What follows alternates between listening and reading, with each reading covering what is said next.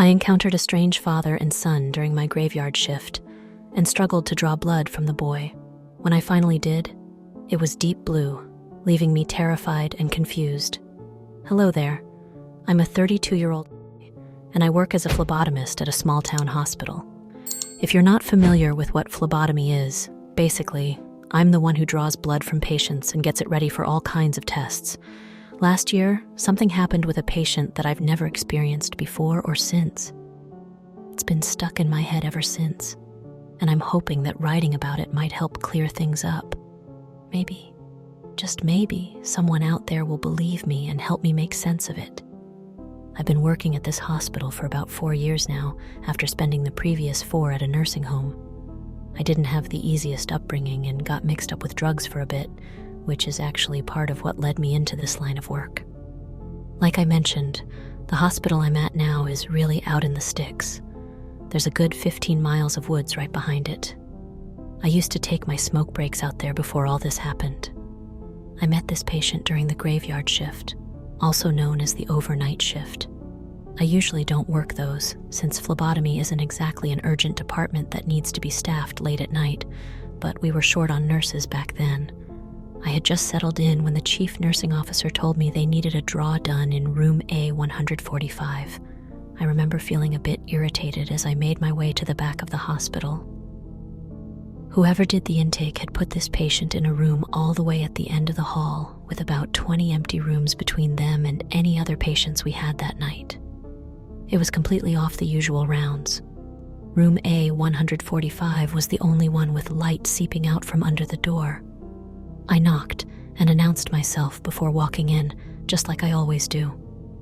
This part was all captured on the hallway monitor, which I checked the next day. The moment I stepped inside, I almost stumbled backward.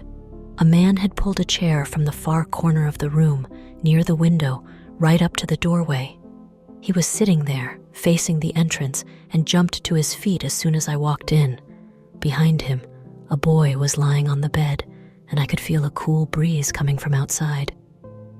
I distinctly remember that the man was wearing a ball cap with the word Louisville in faded letters and big black sunglasses that stood out against his pale, sagging skin. His shirt also had Louisville written on it, and as I stepped forward, he stepped back, scraping the chair behind him. "I didn't mean to startle you," he said quickly, shaking his head back and forth. I just laughed it off and told him it was no big deal, that I was just used to the chair being in the corner. I turned to look for the patient's chart, but it wasn't in the usual place on the clipboard holder. When I turned back, the man was holding it out to me, saying he had just finished filling it out. I took the chart with a nod, quickly scanning the details before heading over to the boy. The handwriting on the chart was sloppy, barely legible.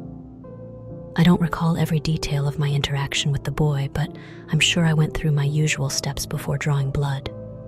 I smiled down at him, and he looked up at me with watery green eyes. He seemed to be about 12, just like the chart said. "Hey there, Louis," I remember saying after glancing at his name. I asked him how he was feeling. The boy looked over at the man and then back at me. I heard the sound of the chair being pulled closer to the bed behind me. "I feel fine. But my dad and I just want to make sure everything's normal, so we came here to check," he said. At that point, the father had his hands on the foot of the bed, leaning forward and staring at me from beneath those thick sunglasses. "Of course, Louis. Well, I'm just going to take a little blood from you to make sure everything's all right, if that's okay with you.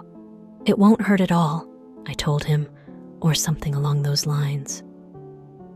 Suddenly, the man spoke up, his voice loud and fast, making both Louis and me turn to look at him. "It won't hurt at all," he repeated. The boy nodded and seemed to mutter the same words to himself. I started to feel uneasy about the father's behavior as I made my way across the room to the medical cabinet. That feeling only got worse when a gust of wind from the open window sent a chill through my scrubs. When I looked out, I could see the tree line not too far off, the branches swaying and scratching against the dark sky. That image is burned into my memory. We never leave the windows open, so I went to close it. But as I reached out, I saw the man standing stiffly behind me, reflected in the glass. "Please, leave it open," he murmured. "We get very hot." I was tired, and he was standing so close, so I just let it go, turning back to the medical cabinet to grab my supplies. I took what I needed and set it down on the sink counter, washing my hands like I always do and slipping on my gloves. I'm certain that everything I took was standard: butterfly needles, Vacutainer tubes, gauze, a tourniquet, all the usual stuff. There was nothing wrong with the materials. I know that's not what happened here. I walked over to the left side of the bed and asked Louis to sit up nice and straight.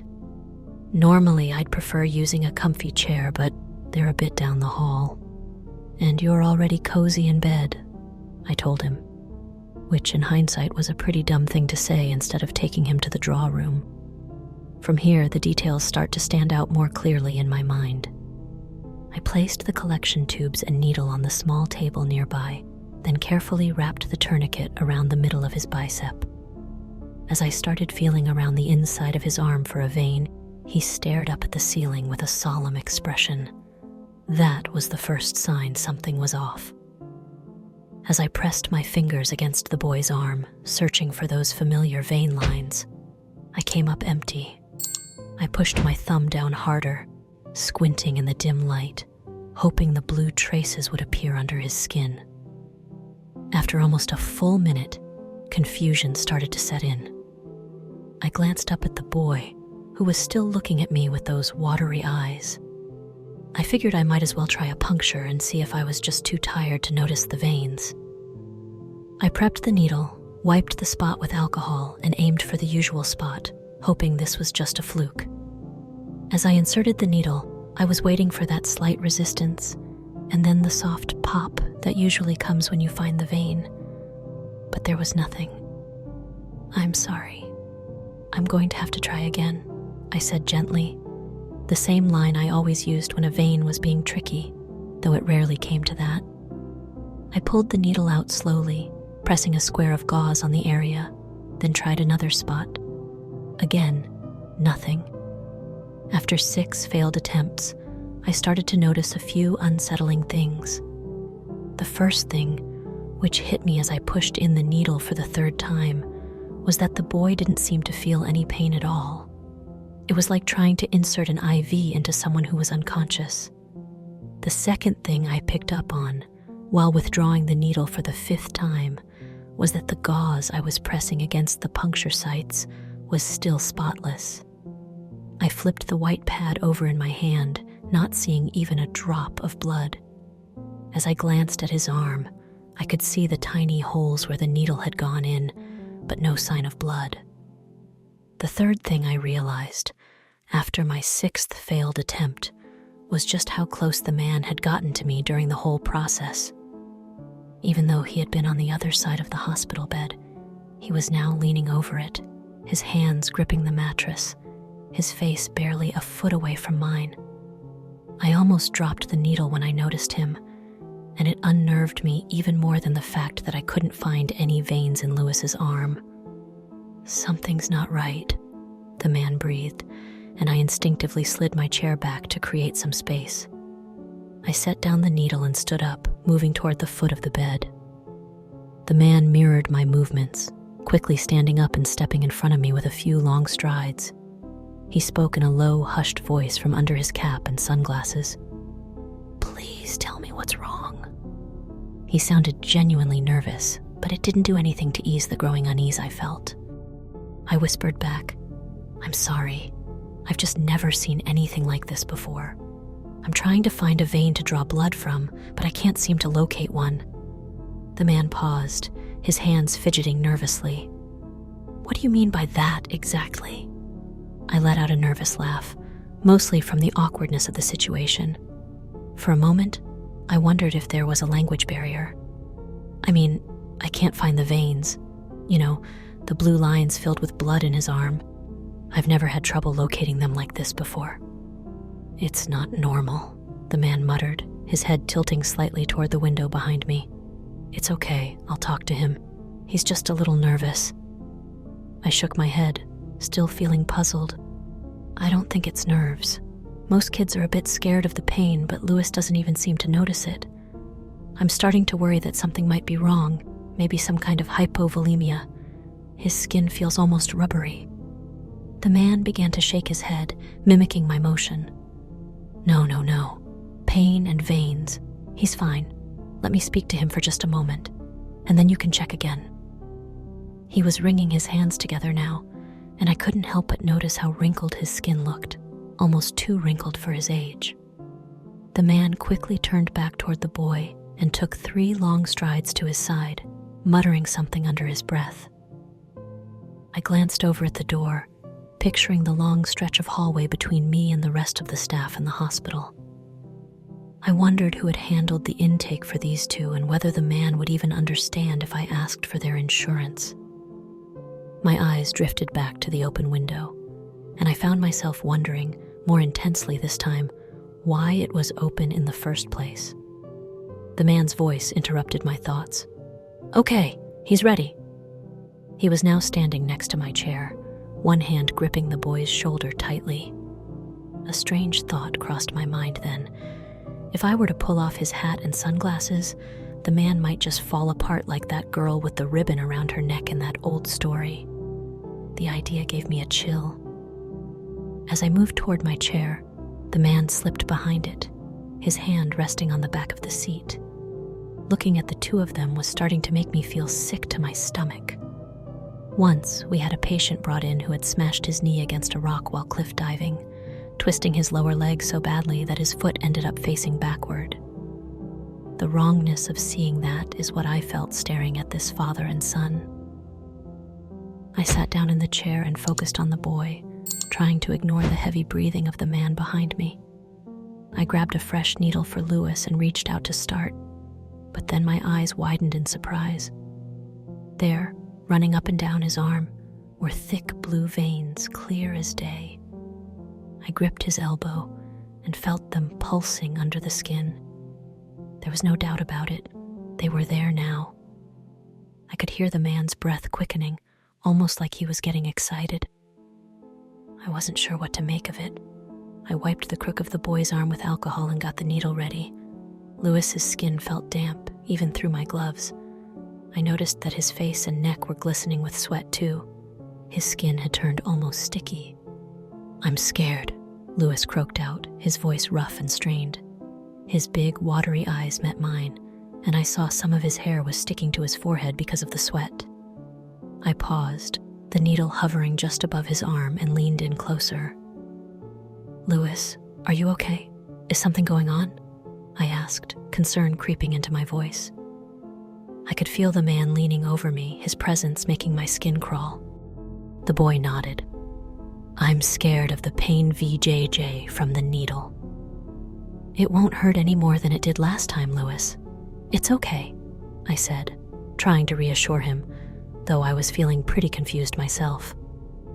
After that, Lewis turned his gaze back to the ceiling, his face returning to that stern, almost inhuman expression he'd had the whole time. I had never seen a reaction like it before. Not knowing what else to do, I went ahead and started drawing his blood. I aimed the needle right at the prominent veins and inserted it into his arm. I felt that familiar pop as the needle found the vein almost immediately. I closed my eyes for a moment as the blood started to flow from the needle into the first vial on the table. I found myself imagining being back down the hall 20 minutes later, recounting how odd my last draw was, and someone agreeing that graveyard shifts were always a mental strain. That's where I wanted to be, not here. When I opened my eyes, I gasped, nearly letting out a scream. What I saw was that the blood flowing from the needle into the vial wasn't red. It was a deep, dark blue, the same color as the veins in the boy's arm. It looked thick, almost like paint. I probably would have fallen out of my chair if it hadn't meant falling into the man behind me, and the idea of touching him was more terrifying than anything. "What's wrong now?" the man asked, his voice harsher than before, close to my ear. "Nothing," I stammered, barely managing to get the words out. I stopped the draw as soon as the first vial was full, pulling the needle out and pressing gauze over the puncture, which quickly started to stain blue. I knew I needed to get out of there. I picked up the vial, my hands shaking, and heard the man moving behind me. The boy just kept staring blankly at the ceiling, completely unfazed. As I stood up, the man was suddenly in front of me, blocking my path to the door. He extended a hand toward me, grinning, and I had to look away from his teeth, which only added to the unease. I've replayed this moment in my head countless times. "Please, DJ," I said then, though I'm not entirely sure why. "Everything's normal with the boy now?" the man asked, his grin widening. "Yes," I sputtered, barely able to form the word. I thought I could hear movement outside the window, like something was waiting, eager. "Please, VJ," the man repeated, his grin stretching even wider. I handed him the vial, placing it in his palm, where his skin seemed to sag unnaturally, and he stepped aside to let me pass. I almost ran to the door, pulling it open as tears welled up in my eyes, and I slammed it shut behind me. My exit was also captured on the hallway camera, and that was that. I rushed to tell the chief nursing officer and whoever else was around at the time, nearly hysterical, that there was something horribly wrong in the room at the end of the hall, but when they checked, it was empty. I still don't understand why any of it happened. I know folks here might be more open to believing this kind of strange stuff than most other places on the internet, so if anyone has any ideas, I'm all ears. I haven't been able to come up with any medical or logical explanation. The last thing I should mention is that ever since that night, if I'm ever unlucky enough to get the graveyard shift, I'm extremely careful. I make sure to lock all the windows before it gets dark, because sometimes I can hear the windows in the empty rooms rattling from the outside.